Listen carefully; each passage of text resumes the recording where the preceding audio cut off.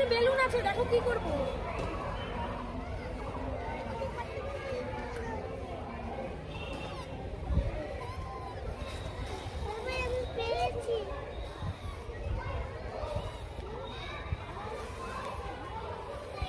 যে বায়ু বা বাতাস আছে আমাদের মুখের ভেতরে, যে বায়ু বা বাতাস আছে তার দ্বারা এই বেলুনটা ফুলে দিয়েছে, ঠিক আছে। এইবার আমাদের মুখের ভেতরে বায়ু বা বাতাস আছে কি করে বুঝবো? এটি বেলুনের বায়ুপূর্ণ অবস্থা। এই যে আমি কানে দেবো, দেখো তো কি হাওয়া বেরোচ্ছে, হাওয়া বেরোচ্ছে, এই দেখো আওয়াজও হচ্ছে আর কি বেরোচ্ছে, হাওয়া বেরোচ্ছে। এর থেকে কি বোঝা যাচ্ছে? বেলুনটির ভেতরে বায়ু বা বাতাস আছে। আমি আবার বায়ু বা বাতাসটাকে আটকে দিলাম, বেলুনটা ফোলা অবস্থায় রয়েছে।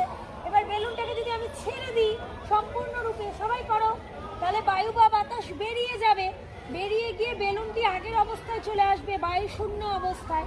তাই এর থেকে বিদ্যমান যে আমাদের মুখের ভেতরে বায়ু বা বাতাস রয়েছে, যার সাহায্যে আমরা শ্বাস প্রশ্বাস নিতে পারি, আর এর সাহায্যে বেলুনটি ফুলেছে। এটি বিজ্ঞানের প্রয়োগ, বেলুনের বায়ুপূর্ণ অবস্থা।